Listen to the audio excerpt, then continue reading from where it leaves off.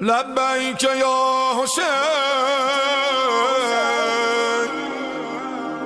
لبیک یا حسین، لبیک یا حسین، لبیک یا حسین، لبیک یا حسین، لبیک یا حسین. أعوذ بالله من الشيطان الرجيم. بسم الله الرحمن الرحيم. الحمد لله رب العالمين، والصلاة والسلام على أشرف الخلائق أجمعين، سيدنا وسيد الأولين والآخرين، حبيبنا وحبيب إله العالمين، إمام المرسلين وخاتم النبيين، أبي القاسم المصطفى محمد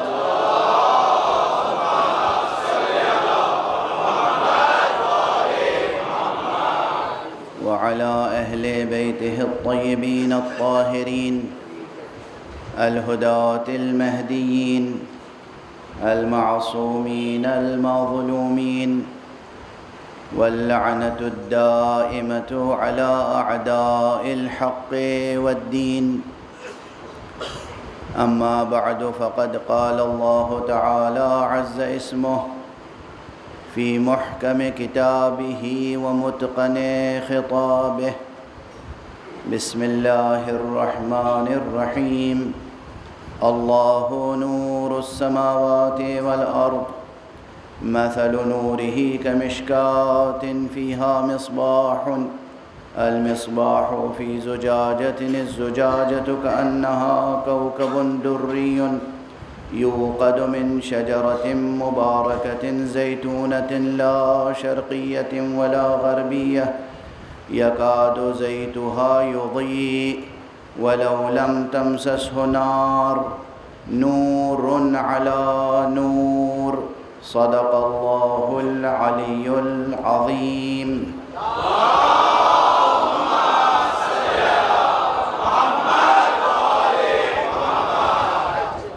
ایک اور بلندتر صلوات پڑھ لیں.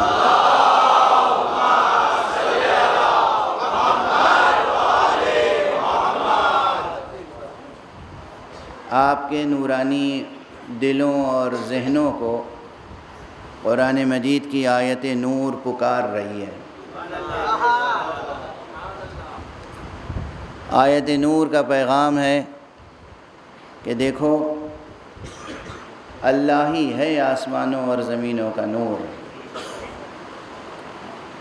اللہ نور السماوات والارض. مثل نورہ کمشکات، اس کے نور کی مثال ایسی ہے کہ جیسے چراغدان، وہ طاق جو ایک طرف سے بند ہوتا ہے. یہ ایک خصوصیت ہے. اس کا ذکر کیوں کر رہا ہوں میں؟ یہ خصوصیت ہے. جو حضرات ادبی ذوق رکھتے ہیں اور ساتھ ساتھ فلسفیانہ ذوق بھی رکھتے ہیں، دونوں کی ذہنی تشنگی اس ایک کلمے سے بجھ جاتی ہے جس کا نام ہے مشکات. آخر قرآن مجید کے الفاظ ہیں، قرآن مجید کے کلمات ہیں. خدا کی قسم، میں اپنی طالب علمانہ کوششوں کے ساتھ جس قدر قرآن مجید کی آیتوں کا مطالعہ کرتا جاتا ہوں، حیرت میں اضافہ ہوتا چلا جاتا ہے، اور یہ یقین بڑھتا چلا جاتا ہے کہ سوائے معصوم کے کوئی اور قرآن مجید کی تفسیر کا حق ادا نہیں کر سکتا.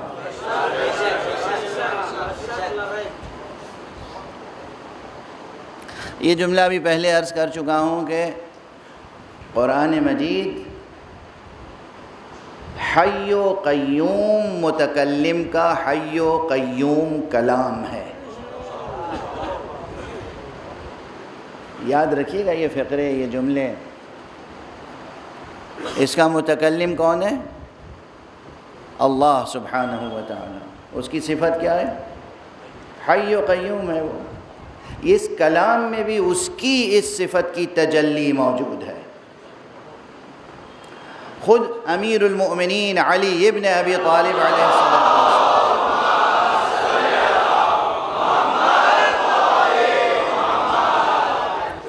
کا ارشاد گرامی ہے قرآن سے متعلق کہ یہ قرآن کو تم کیا سمجھتے ہو؟ قرآن وہ کتاب ہے جس میں اللہ نے اپنی ذات کی تجلی نمایاں کی ہے. اللہ اکبر. یہ فقرے روزانہ تقریباً عرض کرتا ہوں اس طرح کے فقرے، تاکہ سامعین جہاں تک بھی ہیں قرآن مجید سے وابستہ ہوتے چلے جائیں. قرآن، متن قرآن، اصل قرآن، الفاظ قرآن. اور پھر ظاہر ہے کہ جب آپ کو اصل کلام سے محبت ہو جائے گی تو آپ کی طبیعت خود بخود مجبور ہوگی جبر محبت کے تحت. جبر ظالمانہ نہیں ہے، جبر محبت جو عین اختیار دل کا نام ہے. دل کسی سے مجبور نہیں ہوتا، صرف محبت سے مجبور ہوتا ہے. لیکن محبت سے مجبور ہونے کے معنی ہے کہ وہ اتنا قوی ہوتا ہے کہ سوائے محبت کے اور کسی کی بات نہیں سنتا، کسی کے آگے نہیں جھکتا. آج کل تو لوگوں کے سینوں میں جو دل ہیں وہ ہوا کے چھوٹے چھوٹے غبارے ہیں، دل تھوڑی ہیں. دل وہی ہوتا ہے جس میں محبت پروان چڑھے. اور وہ بھی کس کی محبت؟ دل صرف اور صرف اور صرف خدا کی محبت کے لیے خلق ہوا ہے. اور جب خدا کی محبت دلوں میں آ جائے تو وہ دل اتنا مضبوط ہوتا ہے، اتنا قوی ہوتا ہے کہ وہی دل تو ہے جو سر کو بھی سنبھالے رہتا ہے. کل یا پرسوں کی مجلس میں کہہ رہا تھا نا کہ جو خدا کے سامنے سر جھکتے ہیں وہ کسی اور کے سامنے نہیں جھکتے. یہ سر کو سنبھالے کون رہتا ہے؟ وہ دل جس میں خدا کی محبت ہوتی ہے. اب یہ جو میں ادبی انداز سے کچھ باتیں کہہ دیتا ہوں، آپ اسے صرف ادبی جملے ہی سمجھ کے نظر انداز نہ کیجیے گا. اس کے پیچھے بہت طویل مطالعہ ہوتا ہے، حکمت کا، فلسفے کا، عرفان کا، عرفان اسلامی کا، کہ دل کی جاگیر کیا ہے؟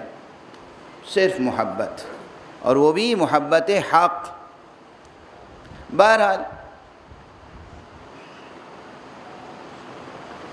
آپ کے دل اگر آشنائے عظمت قرآن ہو جائیں تو ان بیانات کا اندازہ خود تجربہ کر کے آپ کر سکتے ہیں کہ قرآن مجید میں کیا قوت ہے اور کیا نورانیت ہے، اور اس کے کلمات میں کیا بلاغت ہے.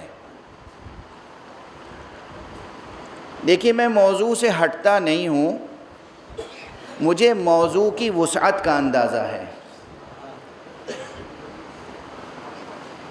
اندازہ ہے، پیغام پہنچ گیا. آقا حسین علیہ السلام کے نام نامی کے ساتھ جو گفتگو شروع ہوتی ہے،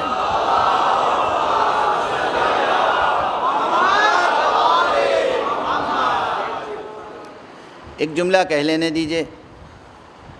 قرآن کی کیا صفت ہے؟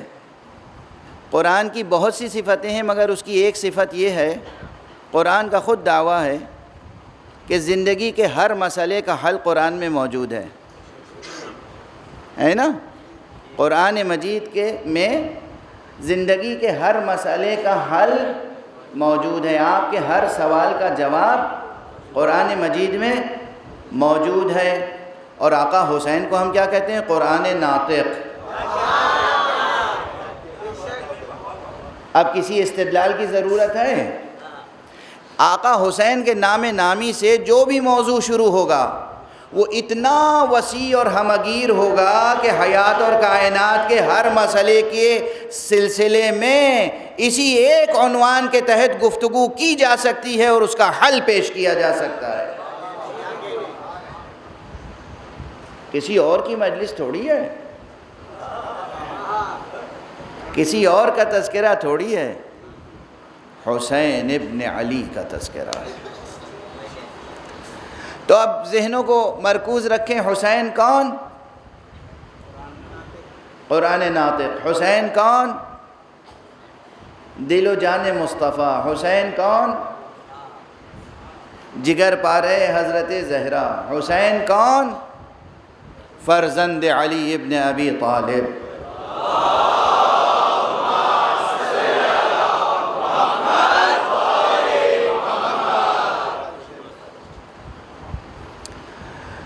تو جناب حضرت ابو عبداللہ الحسین علیہ السلام کی اس مجلس میں جب بات مولا علی تک پہنچے گی اور پھر آگے پوچھوں کہ حسین کون؟ فرزند پیغمبر۔ جب بات پیغمبر اور مقام ختم نبوت تک پہنچے گی، خاتم النبیین امام المرسلین، تو پھر کون؟ حسین کون؟ وہ جس کا نام نامی بھی گوشوارِ عرش الہی ہے۔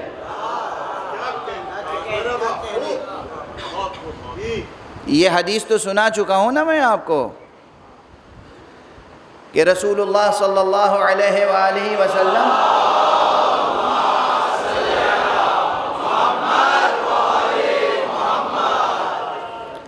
معراج کے بعد جب تشریف لائے اور معراج کی تفصیلات بیان فرمائیں تو اس میں یہ بھی تھا کہ میں نے عرش پر لکھا ہوا دیکھا۔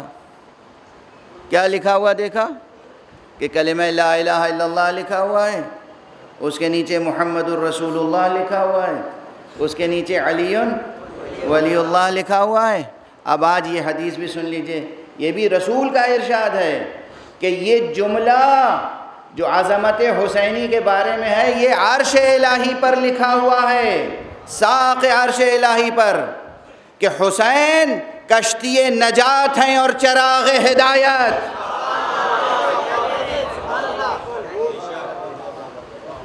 حسین یہ کہاں لکھا ہوا ہے جملہ؟ عرش الہی، ساق عرش الہی پر، پایہ عرش الہی پر لکھا ہوا ہے۔ تو جب حسین تک بات پہنچے گی تو علی تک پہنچے گی، علی سے رسول تک پہنچے گی، رسول سے خدا تک پہنچے گی۔ تو اگر توحید کی بات درمیان میں آ جائے تو آپ یہ نہ کہا کیجئے، یہ نہ سمجھا کیجئے کہ بات موضوع سے دور چلی گئی ہے۔ حسین علیہ السلام کے تذکرے کے ضمن میں بس چھوٹا سا ایک یہ حصہ قبول کر لیجئے، ذہن میں کہیں پڑا رہے گا، کام آئے گا۔ اگر کوئی فلسفیانہ ذوق رکھتا ہے، اگر کوئی حکیمانہ ذوق رکھتا ہے، تھنکر ہے، انٹلیکچول ہے، اور وہ تھیولوجی کے سلسلے میں، اسلامک آئیڈیالوجی کے سلسلے میں تھورولی بحث کرنا چاہتا ہے، تو یہ سب باتیں آتی ہیں کہ اللہ ایک ہے اور اللہ ہے۔ تو اس سلسلے میں جو ملحدین اکثر سوال کرتے ہیں کہ بھئی کیسے مان لیں کہ اللہ ہے، اس میں دو طرح کی دلیلیں آتی ہیں۔ ایک دلیل ہے جسے کہتے ہیں بطلان دور، اور ایک دلیل ہے جسے کہتے ہیں بطلان تسلسل۔ اب یہ بہت بوجھل اصطلاحیں ہو گئی نا، ابھی آپ کے لیے حل ہو جائیں گی، ذرا سا صبر سے کام لیجئے گا، ذرا سا صبر سے۔ بطلان دور کسے کہتے ہیں؟ دور کسے کہتے ہیں اصلاً؟ یہ پیور فلسفی کی ٹرمینالوجی ہے۔ دور کہتے ہیں اسے کہ ہم پوچھیں کسی سے کہ بھئی یہاں دو چیزیں دکھائی دے رہی ہیں، ایک الف ایک بے، ایک اے ایک بی، یا ایک ایکس ایک وائی، دو چیزیں ہیں، اس میں کون سی چیز کس پر ڈیپینڈ کرتی ہے؟ خالق کون ہے، مخلوق کون ہے. مثلا یعنی ایکس نے وائی کو جنم دیا یا وائی نے ایکس کو جنم دیا. اب اگر پوچھیں کہ صاحب بتائیے، وہ کہیں کہ ہاں ایکس نے وائی کو جنم دیا ہے، ایکس نے وائی کو جنم دیا. اب پوچھیں پھر ایکس کو کس نے جنم دیا؟ کہا وائی نے ایکس کو جنم دیا ہے. یہ چیز عقل میں آتی ہے؟ کسی کی عقل میں آتی ہے؟ یہ بچے ہنسنے لگے کہ it's impossible, absolutely impossible, wrong. کیوں رانگ؟ عقل کہتی، اسی کو کہتے ہیں دور. الف بے پر منحصر ہے اور بے الف پر منحصر. مشکل کیا ہے اس میں؟ جب انالائز کرتے ہیں لاجیکلی اور فلاسفیکلی تو مسئلہ ہوتا ہے ٹائم کا ایک ریفرنس آتا ہے بیچ میں. جب آپ نے کہا کہ الف نے بے کو جنم دیا یا ایکس نے وائی کو جنم دیا، اس کا مطلب کہ ایکس تھا اور وائی نہیں تھا، الف تھا بے نہیں تھا. پھر جب ہم نے کہا کہ پھر الف کو کس نے جنم دیا، تو آپ نے کہا بے نے الف کو جنم دیا. اس کا مطلب کہ جس وقت بے نہیں تھا اسی وقت بے تھا بھی. یعنی ایک ہی وقت میں، ایک ہی آن میں، ایک ہی ظرف زمان میں، ایک ہی ظرف وجود میں، ایک ہی حیز وجود میں، ایک ہی ظرف ہستی میں تھا بھی نہیں بھی تھا. یہ تناقض ہے، باطل ہے، ممکن نہیں ہے. واضح؟ تو یہ ایک دلیل ہے جو پیش کی جاتی ہے وجود باری تعالیٰ کے تعلق سے کہ بھئی یہ کائنات کس نے بنائی؟ اللہ سبحانہ و تعالیٰ نے. اور اللہ کو بنانے والا کوئی اور نہیں ہے. یہ ایک دلیل. دوسری دلیل اس کے مقابلے میں تسلسل کی آتی ہے، وہ بھی باطل ہے کہ کنٹینیویشن، کہ معلوم ہے صاحب وائی کو کس نے جنم دیا؟ کہا ایکس نے. ایکس کو کس نے جنم دیا؟ مثلا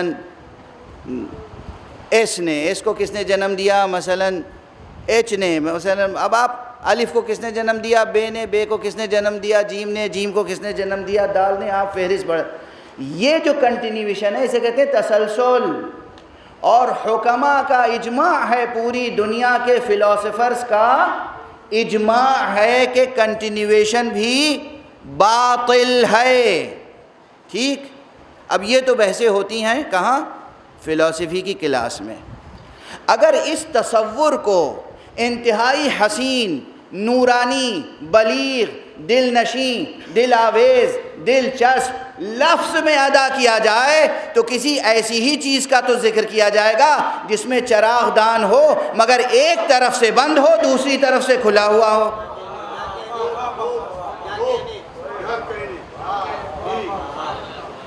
ایک طرف سے بند ہے یعنی کنٹینیویشن نہیں ہے. نہ کنٹینیویشن ہے نہ دور. اسے کہتے ہیں کہ لفظ کی گہرائیوں میں اتر کے حکمت کے آب حیات تک پہنچنے کی کوشش کیجئے. ایک صلوات پڑھ دیجئے محمد و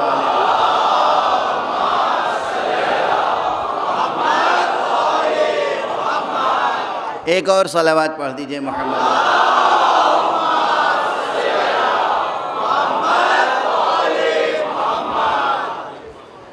کل اور پرسوں دونوں دن میں نے یاد دہانی کرائی، اور یہ یاد دہانی اپنی طرف سے نہیں ہے، اپنا سادہ استنباط نہیں ہے.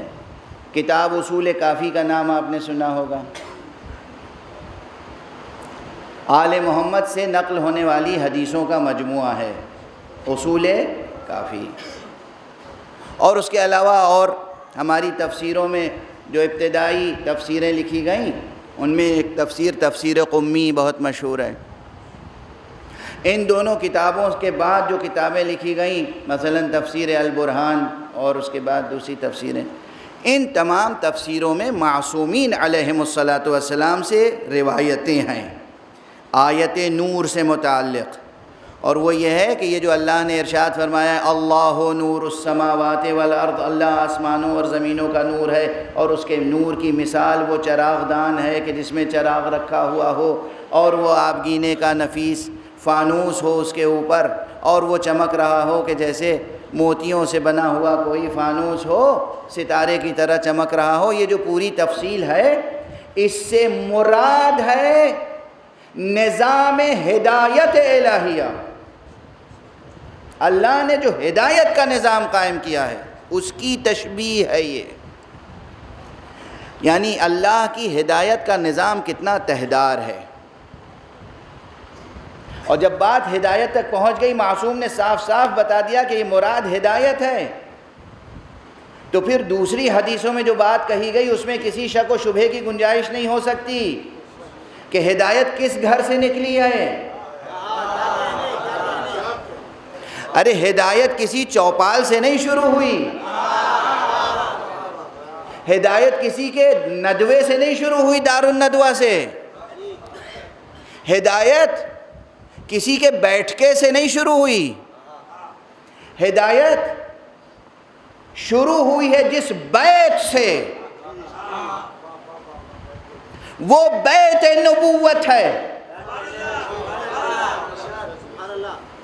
اس کے معنی یہ ہے کہ یہ چراغ بھی، یہ طاق بھی بیت نبوت کا طاق ہے، ہر گھر کا طاق نہیں ہے۔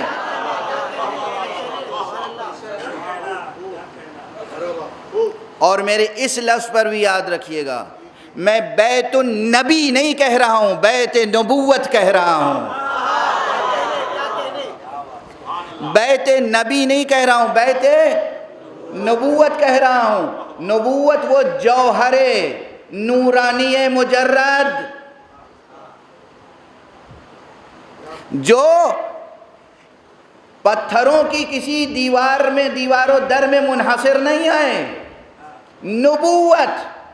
نبوت کے بیت کا جو طاق ہے وہ ہے چراغ دان ہدایت الہیہ۔ اسی لیے ہماری روایتوں میں مشکات کے باطن کا نام ہے فاطمہ زہرا۔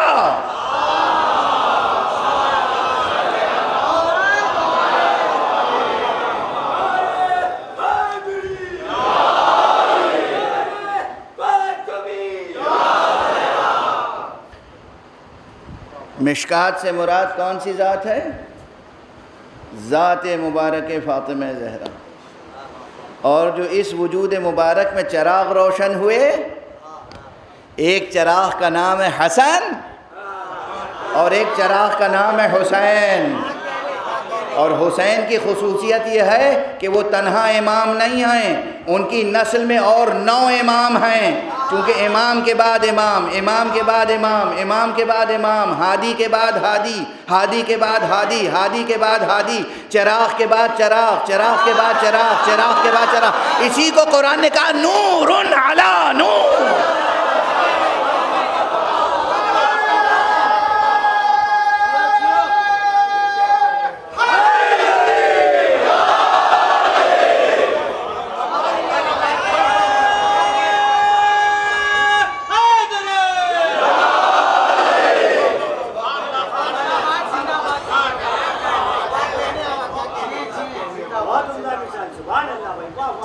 نور علی نور سنتے ہیں، بولتے ہیں، کہتے ہیں، اب معلوم ہوا نور علی نور کی تصویر نگاہوں میں آئی۔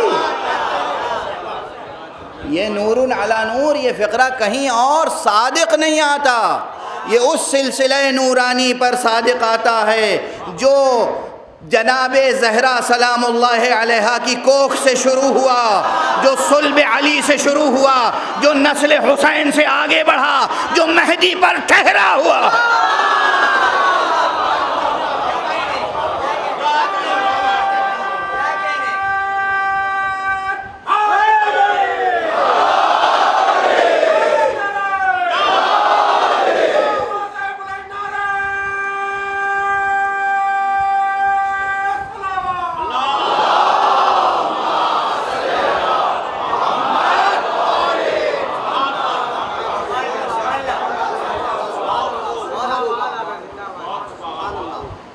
یاد رکھیے گا اسے، اور میں ایسے مطالب بیان کر کے بڑے اطمینان سے کہتا ہوں، جس کا جب جہاں جی چاہے مناظرہ کر لے، جس کا جب جہاں جی چاہے مباہلہ کر لے،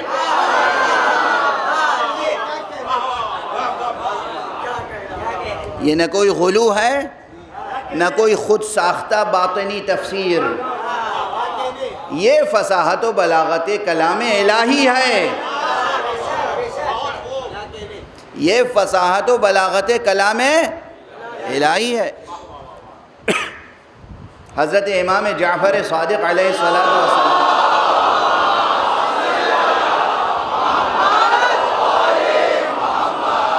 کا ایک ارشاد گرامی ہے، فرمایا ہے کہ جس طرح قرآن نازل ہوا تھا اگر لوگ اسی طرح قرآن کی تلاوت کرتے تو دیکھتے کہ اس میں ہم میں سے ہر ایک کا نام موجود ہے۔ اس شجرہ نور میں سے ہم میں سے ہر ایک کا نام موجود، یعنی اب بھی موجود ہے۔ قرآن میں کوئی تحریف نہیں ہوئی، صرف قرأت کی بات ہے، صرف ریڈنگ کی بات ہے۔ کون کس طرح ریڈنگ کرتا ہے، کون کس طرح ریڈنگ کرتا ہے، سمجھ رہے ہیں آپ؟ یہ ریڈنگ جو ہے نا، ایسے یہ بہت یہ انٹلیکچول ایشو ہے۔ یہ ایک ٹیکسٹ ہے، اسے پڑھنے والے کوئی پڑھتا ہے اس سے کچھ نہیں سمجھتا، کوئی پڑھتا ہے کچھ اور سمجھ لیتا ہے، لیکن جو بات اس ٹیکسٹ میں اس ٹیکسٹ کو بنانے والے نے کہی ہے اس تک پہنچنا ایک ہنر ہے، اور وہی اصل ہنر ہے۔ تو قرآن مجید میں اہل بیت اطہار سے ہونے والے تمام عالم انسانیت کے جو ہادی ہیں، رہبر ہیں، امام ہیں، ان سب کا تذکرہ ہے، بہت واضح واضح، روشن روشن۔ ارے آیت نور ہوتے ہوئے بھی کسی کی آنکھیں بے نور ہو جائیں تو اس میں قرآن کا کیا قصور ہے؟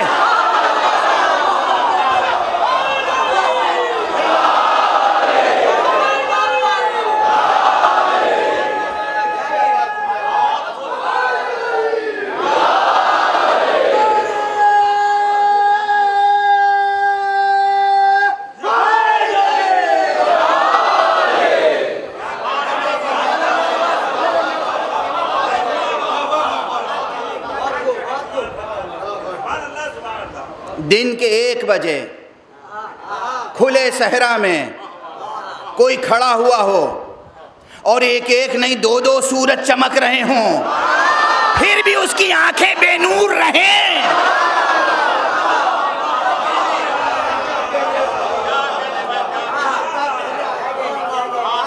تو سورج کا کیا قصور ہے؟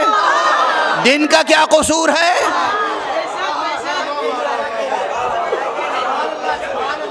آیت کا کیا قصور ہے؟ قرآن کا کیا قصور ہے؟ اور فرما رہے ہیں آپ کس طرح سے اللہ نے حجت تمام کی ہے، کس طرح سے اللہ نے حجت تمام کی ہے۔ تو یہ جو شجرہ نور ہے، یہ وہ شجرہ نور ہے کہ جس میں آدم سے لے کر حضرت خاتم صلی اللہ علیہ وآلہ وسلم تک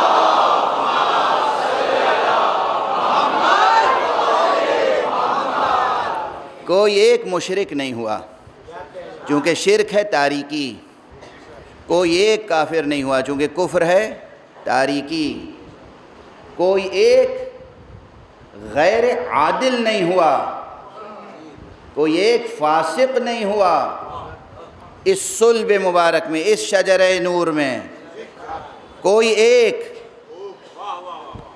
اور ہمارے میں کیا عرض کر رہا ہوں، پوری ذمہ داری کے ساتھ عرض کر رہا ہوں، یہ وہ شجرہ ہے جس میں پیغمبر پر احسان جتاتے ہوئے اللہ سبحانہ و تعالی نے کہا ہے، یا یوں کہوں کہ پیغمبر کی فضیلت بیان کرتے ہوئے اللہ سبحانہ و تعالی نے کہا ہے کہ تم تو وہ ہو کہ تمہارے وجود کا سفر ہمیشہ سجدہ گزاروں کی صلب میں رہا، یعنی ہر ایک سجدہ گزار تھا تمہارے آباء و اجداد میں۔ کافر ہونے کا سوال کیا پیدا ہوتا ہے؟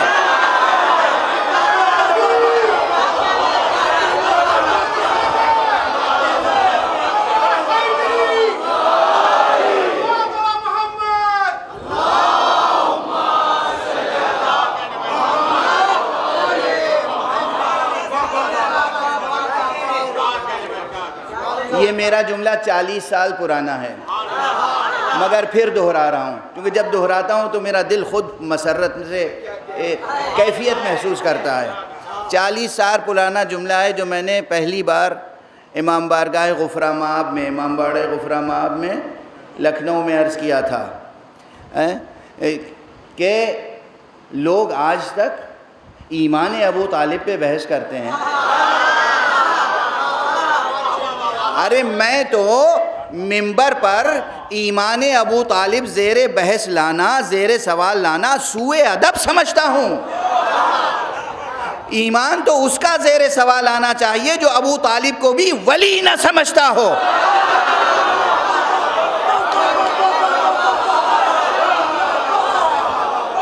آپ صرف ایک مومن کی بات کر رہے ہیں۔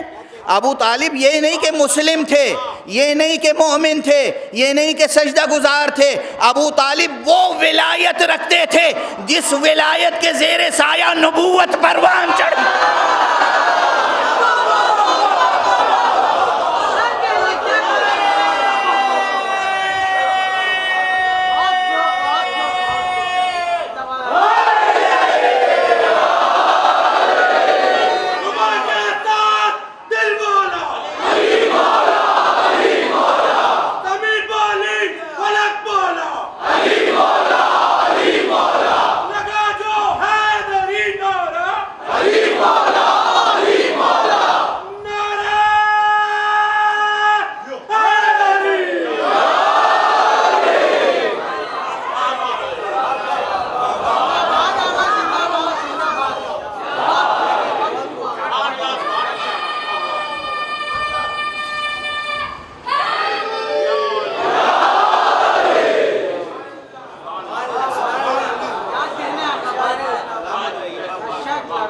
کیسی عقل کی یتیمی ہے،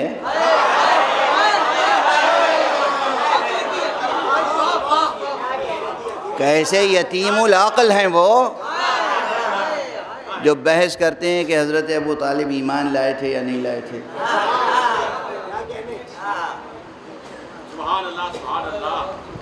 حضرت ابو طالب کا رتبہ، ان کا مرتبہ، ان کی شان، یہ کیوں آ رہا ہے؟ یہ درمیان میں کیوں آیا؟ آپ کہیں گے موضوع سے ہٹ گئے۔ نور حسین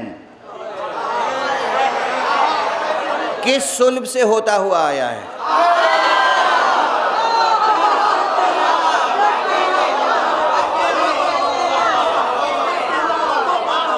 حسین ابن علی، علی ابن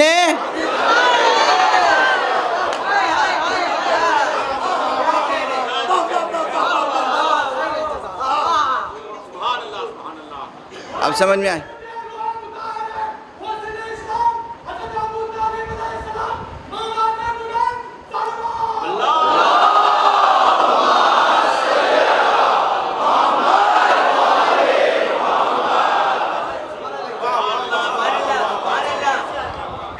قیام قیامت تک کے لیے چمکتا ہوا دمکتا ہوا آفتاب توحید حسین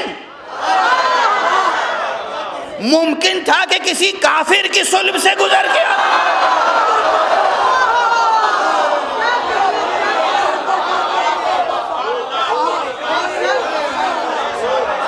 اور اسی لیے ایک جملہ اور عرض کروں، ایک جملہ اور، یہ بھی پرانا، وہی 40 سال پرانا جملہ ہے، معذرت کے ساتھ عرض کروں یا مسرت کے ساتھ؟ میں نے کہا تھا لوگ علی ولی اللہ کہتے ہوئے جھجکتے ہیں، ان کو بتاؤ علی تنہا ولی نہیں ہے، علی ولی ابن ولی ابن ولی ابن ولی ابن ولی، آدم تک علی ابن ولی ہے۔ صلوات پڑھ محمد والے۔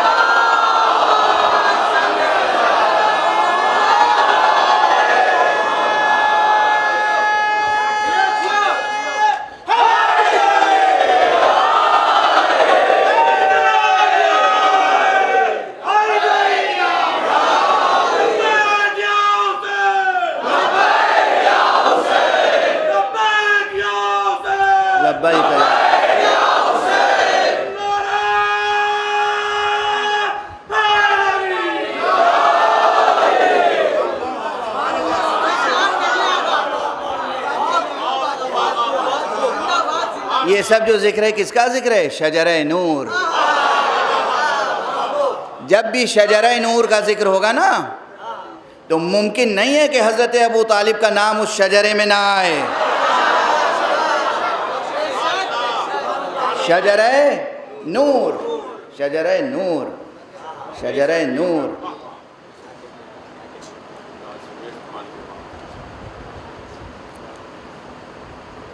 آقا حسین کا ذکر کروں؟ اب یہ دور وہ ہے کہ بہت سے لوگ معجزے نہیں سننا چاہتے، اور میں کہتا ہوں ایک بات یاد رکھیے، انسان، عام انسان بھی، انسان بحیثیت انسان اپنی عظمت کا ادراک نہیں کر سکتا جب تک کہ اس کی آئیڈیالوجی میں میٹا فزیکل بیسس موجود نہ ہو۔ ذہین جوان ہے، میرے جملے کو سمجھ گئے ہوں گے۔ صرف فزیکل، صرف میٹیریل بیسس سے بات بنتی نہیں ہے، جب تک کہ میٹا فزیکل بیسس موجود نہ ہو، ما بعد طبیعاتی بنیاد فکر جب تک نہ ہو، اس وقت تک انسان، عام انسان اپنی عظمتوں کو درک نہیں کر سکتا، چہ جائے کہ نبی اور امام کی عظمتوں کی باتیں ہیں۔ تو ما بعد طبیعاتی فکر کا زندہ رکھنا ضروری ہے۔ یہ بنیادیں، فکری بنیادیں، یہ انٹلیکچول بیسس، یہ ضروری ہے، ایک بیس بنانا ضروری ہے۔ کس کا؟ میٹا فزیکل بنیادیں، ما بعد الطبیعاتی۔ تو ما بعد الطبیعاتی فکر جب ہوگی، اور یہ یاد رکھیے کہ جب بھی اللہ کی طرف سے آنے والے، اللہ کی طرف سے مقرر ہونے والے کسی ہادی کا تذکرہ ہوگا تو اس کے ثبوت کے لیے معجزہ لازمی ہوگا۔ اگر یہ شرط کڑی نہ رکھی جائے تو ماشاءاللہ نبوت کا دعویٰ کرنے والوں کی کمی ہے۔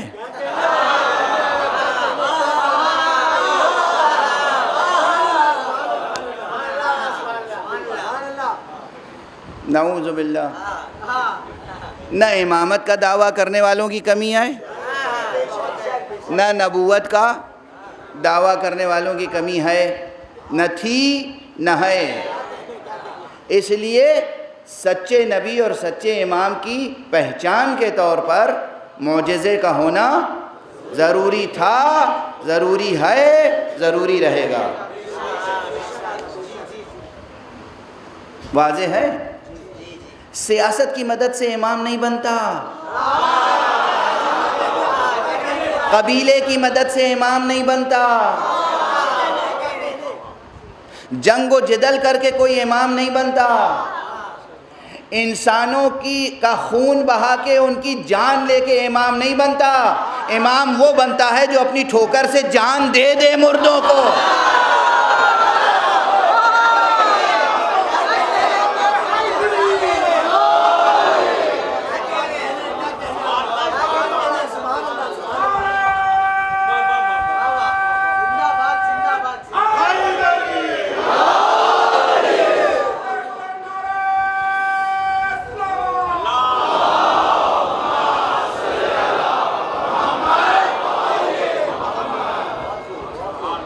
معلوم ہوا کہ بستیوں پر، انسانی بستیوں پر حملے کیے، لوگوں کو لوٹا، قتل کیا، غارت کیا، اور اس کے بعد مسلط ہو گئے کہ اب ہم امام مسلمین ہیں۔ واہ سبحان اللہ۔ زندگی گزری دہشت گردی میں، آخر میں بن گئے امام مسلمین۔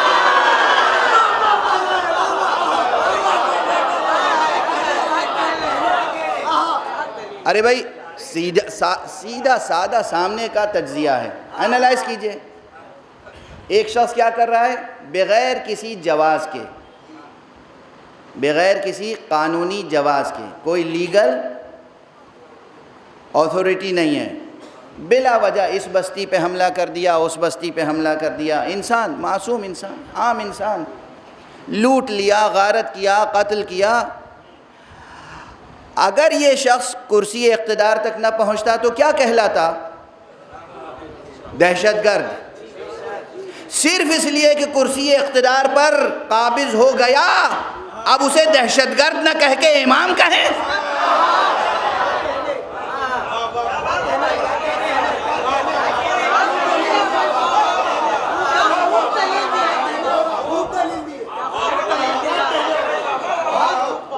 یعنی اب امام کے لیے اللہ کی طرف سے تائید ضروری نہیں ہے، نبی کی طرف سے تائید ضروری نہیں ہے، قرآن کی طرف سے تائید ضروری نہیں ہے، انسانوں کو کچلو، مارو، قتل کرو، لوٹو، دہشت گردی کرو، قابض ہو جاؤ، امام ہو گئے۔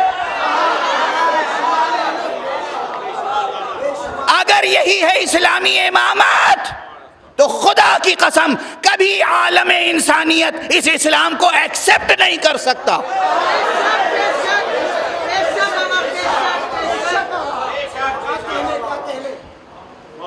امام تو وہ ہوتا ہے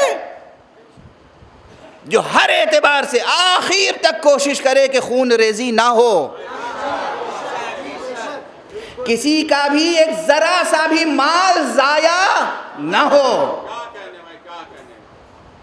اور یہ امام وہ ہوتا ہے کہ جو اس کا حق چھین لیا جائے تو چھین لیا جائے، مگر کسی عام آدمی کا حق نہ چھینا جائے۔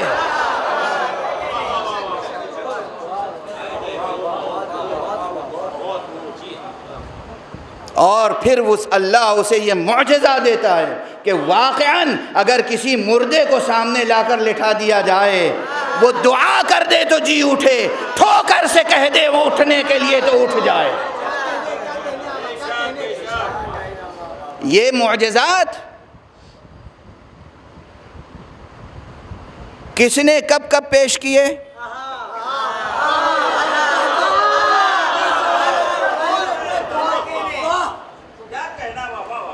قرآن مجید میں حضرت عیسیٰ کا تذکرہ موجود ہے۔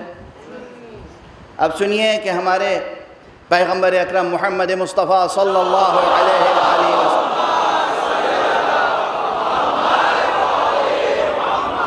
کے پاس کچھ لوگ آئے، یہ روایت کسی کے پاس ہو یا نہ ہو ہمارے پاس ہے، ہمارے سندوں کے ساتھ ہے، ہم جنہیں سچا سمجھتے ہیں انہوں نے ہمیں بتایا۔ آپ کے سچوں نے بھی اگر بھلا دیا تو یہ ان کی کمزوری ہے، ہم کیا کر سکتے ہیں؟ ہمارے یہاں یہ روایت موجود ہے، معصوم کے سلسلے سے موجود ہے۔ لوگ آئے پیغمبر کے پاس، کس کے پاس؟ خاتم النبیین، امام المرسلین، رحمت للعالمین، محمد ابن عبداللہ صلی اللہ علیہ وسلم۔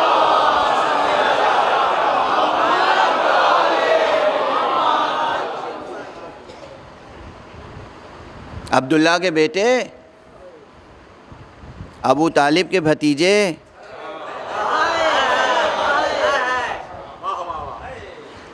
اگر آپ سچے نبی ہیں، سچے رسول ہیں، تو جو عیسیٰ نے معجزہ دکھایا تھا وہ دکھائیے۔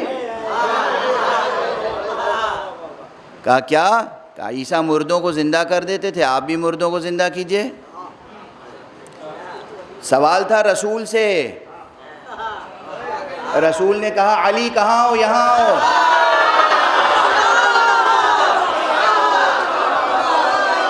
یہ لوگ مجھ سے چاہتے ہیں کہ میں مردے کو زندہ کر دوں، جاؤ ان کے ساتھ، جس قبر کی طرف اشارہ کریں تم اس قبر کے مردے کو زندہ کر کے دکھاؤ۔ سوال محمد سے ہو رہا ہے، جواب علی کے ذریعے سے دیا جا رہا ہے۔ صلوات پڑھ دیں محمد و آل محمد۔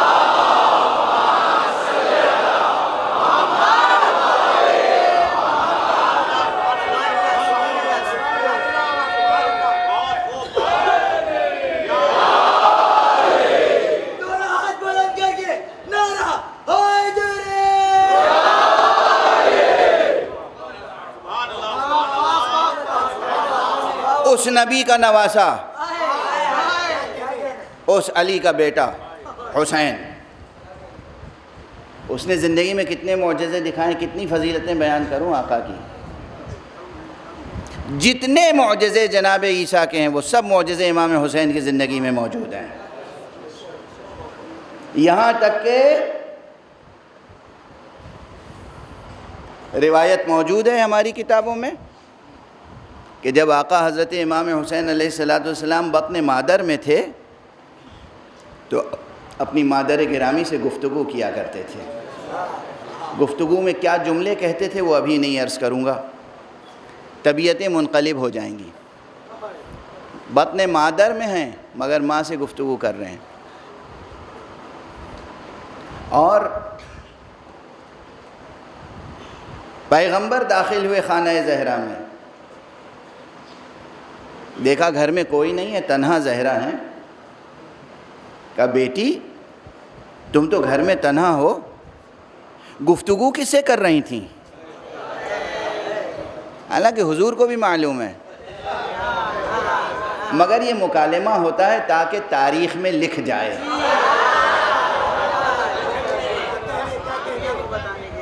تاکہ بات لکھ لی جائے. بیٹی باتیں کس سے کر رہی تھیں؟ بیٹی نے کہا بابا جان یہ جو بچہ ہے نا میرے شکم میں، یہ مجھ سے باتیں کرتا ہے. اچھا وقت ختم ہو گیا.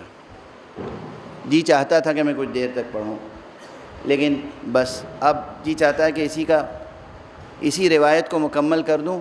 بہت کچھ پڑھنا چاہ رہا تھا آج، اور میرا خیال ہے آپ سننا بھی چاہ رہے تھے، مگر اب بس اب اسی روایت کا اختتام، چونکہ اب دن بھی تو گزر رہے ہیں نا محرم کے.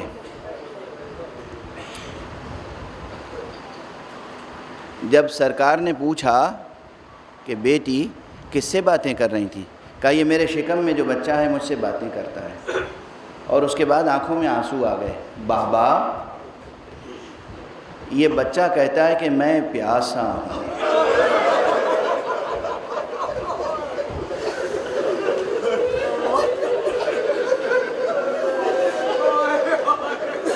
اجرکم علی اللہ،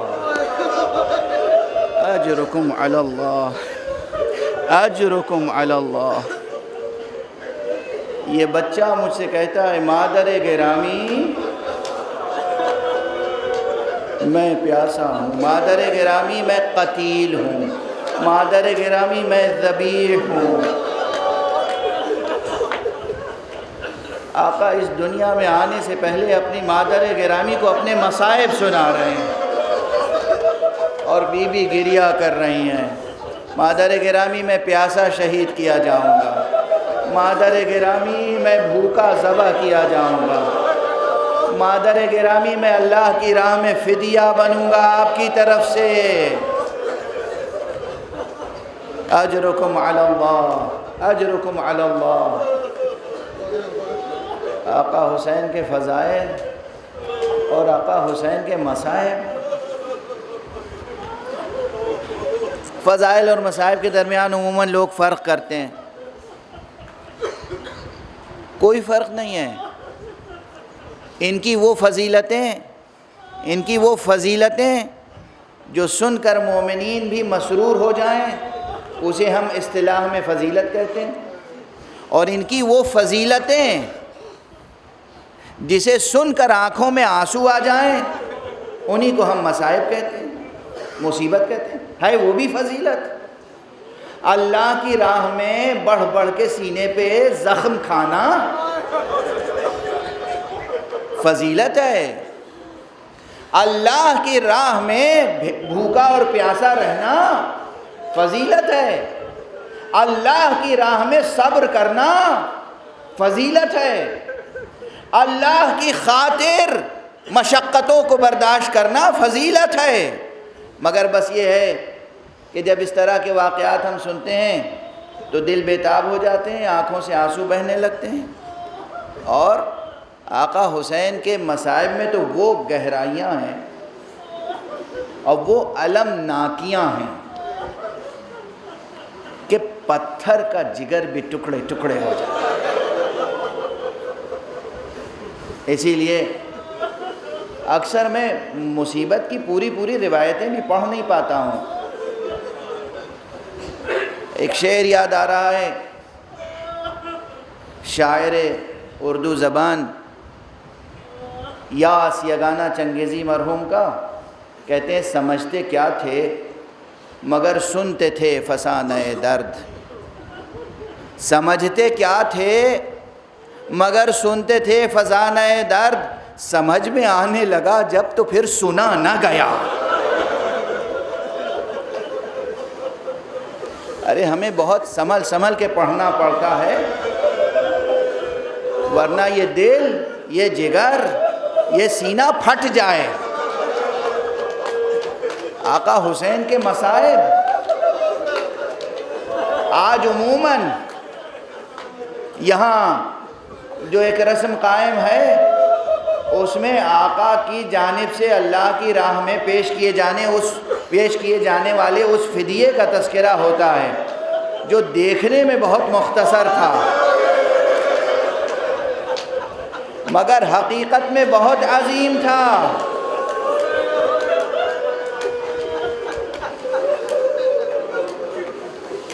مگر کربلا کی داستان کیسی عظیم داستان ہے. 6 مہینے کے بچے سے لے کر اور تقریباً 90 برس تک کے بزرگ تک سب اس جہاد میں شریک رہے ہیں. اجازت دیجئے میں آج کئی نام ذکر کر دوں آپ کے سامنے. دن کم ہیں، شبیں کم ہیں، اس لیے بہت سے تذکرے تو ہوتے ہی نہیں ہیں. جو حضرات تاریخ کربلا پڑھنا چاہتے ہیں وہ پڑھیں اور دیکھیں جا کے. کربلا کے شہداء میں امام کے اصحاب میں ایک ایسا بوڑھا صحابی ہے جو حبیب سے بھی زیادہ سن و سال رکھتا ہے. کل میں نے حضرت حبیب کا ذکر کیا تھا نا، حبیب ابن مظاہر. آج ایک تذکرہ اور سن لیجئے. امام کے ایک صحابی ہیں جن کا نام ہے انس ابن حارث اسدی. انس ابن حارث اسدی، ان کی صحابیت میں کسی کو کوئی شبہ نہیں ہے. جتنی علم رجال کی کتابیں ہیں اور صحابہ کرام کے تذکرے ہیں سب میں ان کا نام موجود ہے، اور اس صراحت کے ساتھ کہ یہ اس حدیث کے راوی ہیں کہ رسول پاک نے ایک مرتبہ اپنے اصحاب کو خطاب کر کے کہا، دیکھو اس میرے حسین کو پہچان لو. ایک وقت آئے گا جب حسین پر بہت کڑا وقت ہوگا، بہت سخت وقت ہوگا. حسین دشمنوں کے نرغے میں گھر جائیں گے. اگر تم میں سے کوئی اس وقت باقی رہے تو اس پر لازم ہے کہ حسین کا ساتھ دے، حسین کی نصرت کرے، حسین کی مدد کرے. یہ حدیث پیغمبر سنی اس صحابی نے اور اس کے بعد دل میں یہ عہد کر لیا کہ مجھے اگر زندہ رہا تو حسین کا ساتھ دینا ہے. تاریخیں بتاتی ہیں، اور یہ کوئی کمزور روایت نہیں ہے. میں نے عرض کیا تمام، کوئی مسلک اور مذہب کی قید نہیں ہے، تمام بڑے علماء نے، مسلمانوں نے یہ روایت لکھی کہ روز عاشوراء ایک شخص آیا امام حسین کے سامنے، کمر جھکی ہوئی تھی، یہ آنکھوں کے پپوٹے جھکے ہوئے تھے، آنکھوں پر لٹک آئے تھے. پہلے یہ بزرگ، یہ بوڑھا صحابی اپنے ایک دوست کے پاس گیا اور کہا یہ نیزہ لو اور ذرا میری پشت سے نیزہ لگا کے اور اس طرح باندھ دو کہ میرا سینہ بلند ہو جائے. اور اس کے بعد ایک رومال دیا، کہا یہ رومال لے کے یہاں پیشانی پر اس طرح پپوٹے اوپر اٹھا کے باندھ دو تاکہ میں دیکھ سکوں. اور اس کے بعد شمشیر لی اور امام حسین کے پاس آ کے کہا، فرزند رسول اجازت ہے کہ میں بھی آپ کے اوپر جان قربان کروں؟ تاریخ کی لفظیں ہیں. امام نے ایک مرتبہ اس شان سے اپنے نانا کے اس صحابی کو دیکھا اور امام نے گریہ کرنا شروع کر دیا. انس خدا تمہیں جزائے خیر دے، اگر شوق جہاد ہے تو جاؤ اللہ کی راہ میں جہاد کرو. انس اسی کیفیت میں گئے، بے پناہ جہاد کیا اور کئی دشمنان خدا کو قتل کیا اور اس کے بعد جام شہادت نوش کیا. اور جیسے ہی آپ نے کہا اس صحابی نے، یا ابا عبداللہ یا ابن رسول اللہ علیک منی السلام، فرزند رسول آپ پر میری طرف سے آخری سلام. امام بے تابانہ دشت کربلا میں گئے، اس صحابی کے پاس بیٹھے، پیشانی پر بوسہ دیا، اس کے حق میں دعائیں کی، کیا کیا شہادتیں پیش ہوئی ہیں کربلا میں۔ سنو، گریہ کرو، سنو اور گریہ کرو، صحابی سے لے کر، عزیز سے لے کر، اقربا سے لے کر، اور کئی غلام ہیں جو کربلا میں شہید ہوئے ہیں۔ غلام، ایک مشہور نام ہے جون کا نام، غلام ابو ذر، ایک مشہور نام ہے، تاریخ میں ہے، منبروں پہ کم تذکرہ آتا ہے۔ ایک غلام امام حسین غلام ترکی جس کا نام اسلم ہے۔ آقا امام حسین کی انسان نوازی، اپنے جانثاروں کی قدر شناسی، اس کا اندازہ کریں گے؟ جون کے جملے یاد ہیں نا، ممبر سے سنتے رہتے ہیں نا۔ جون بوڑھے ہو گئے تھے، جون بھی، اب وقت نہیں ہے کہ تاریخ بیان کروں۔ جون کے حالات تاریخ میں بہت کچھ روشن ہیں۔ جون غلام سیاہ تھے، غلام سیاہ حبشی، اور امام زین العابدین علیہ السلام کے غلام تھے، امام حسین کے غلام تھے۔ اس سے پہلے جناب اصل میں امام حسین نے ابو ذر کو دیا تھا، ابو ذر سے پھر امام حسین کے پاس آ گئے۔ ایک تاریخ ہے روشن ان کی۔ جون آئے، کہا آقا اجازت ہے کہ میں بھی جنگ کروں، جہاد کروں؟ کہا جون تم تو غلام ہو، غلام اپنے آقاؤں کے ساتھ اس لیے ہوتے ہیں تاکہ زندگی کی راحتیں پائیں، زندگی کی آسائشیں میسر ہوں۔ تو آسائشوں میں ہم نے تمہیں اپنے ساتھ رکھا، مگر ہم نہیں چاہتے کہ ہماری مصیبتوں کا بوجھ بھی اٹھاؤ۔ جون تڑپ گئے، آقا مگر یہ ممکن ہے کہ آسائش کے زمانے میں تو ہم آپ کے ساتھ رہیں، مصیبت میں ساتھ چھوڑ دیں؟ اور اس کے بعد جون نے ایسے جملے کہے، جذباتی جملے، ہاں آقا میں حبشی غلام ہوں، میرا رنگ سیاہ ہے، میرے لہو سے بو آتی ہے، اس لیے آپ نہیں چاہتے کہ میرا خون آپ کے خون سے میں شامل ہو جائے، مگر خدا کی قسم میں ساتھ چھوڑ کر جانے والا نہیں ہوں۔ کچھ اس انداز سے جون نے اصرار کیا، اجازت طلب کی، امام نے اجازت دی اور جون کے حق میں دعا کی، پروردگار جون کے چہرے کو روشنی بخش دے۔ جون گئے، شہید ہوئے، اور تاریخ بتاتی ہے کہ ان کا چہرہ اتنا روشن ہوا کہ پورے میدان کربلا میں ایک یکتا و یگانہ چہرہ معلوم ہوتا تھا، دمکتا ہوا، نور سے دمکتا ہوا، انوار حسینی کی چھوٹ جو پڑی تھی اس پر۔ اسلم غلام ترکی وہ بھی آیا، آقا مجھے اجازت ہے؟ امام نے دیکھا اور اس کے بعد اجازت دی۔ جب اسلم گیا ہے اور شہید ہوا ہے امام کا غلام، تو تاریخ کے الفاظ ہیں امام گئے، غلام، غلام، سلیو، غلام، امام گئے اور ابھی رمق جان باقی ہے، یعنی ابھی سانس آ رہی ہے جاری، مگر اتنا زخمی ہو چکا ہے کہ معلوم ہے شہید ہونے والا ہے۔ امام گئے اور دونوں ہاتھوں سے اسے اٹھا کے سینے سے لگایا اور اپنے رخسار کو اس کے رخسار پر رکھا۔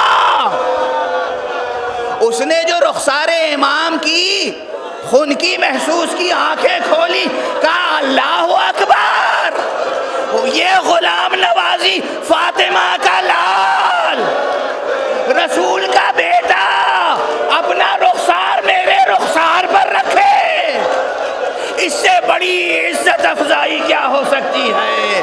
مولا، مولا، آقا مجھے جیسی خوشی محسوس ہو رہی ہے کوئی اندازہ نہیں کر سکتا۔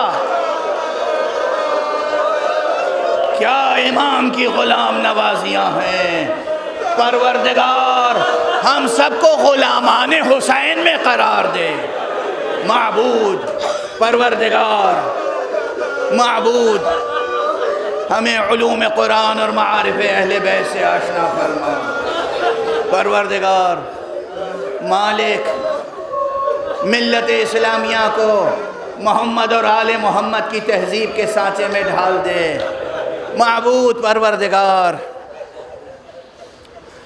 عالم انسانیت عالم بشریت پوری دنیا میں جہاں جہاں بھی مشکلوں سے دوچار ہے، بے امنیوں بے چینیوں سے دوچار ہے، پروردگار اس عالم انسانیت کو خون حسین کے صدقے میں امن اور عافیت عطا فرما۔ پروردگار ہمارے سروں پر رہبر عالی قدر آیت اللہ خامنئی کا سایہ برقرار رکھ۔ پروردگار ہمارے سروں پر مرجع عالی قدر حضرت آیت اللہ سیستانی کا سایہ برقرار رکھ۔ پروردگار ہمارے جوانوں کو علم اور آگہی کے میدانوں میں ترقی عطا فرما۔ پروردگار انہیں ہر طرح سے قوت حیات عطا فرما۔ پروردگار جہالتوں کو مٹا دے، غربتوں کو مٹا دے، بیماریوں کو مٹا دے، انسانوں کو ایک توحید کی لڑی میں پرو دے۔ پروردگار اپنے ولی آخر کو اذن ظہور عطا فرما اور ان کے ہاتھوں سے اپنی رحمت و رافت و عدالت کا پرچم لہرا دے۔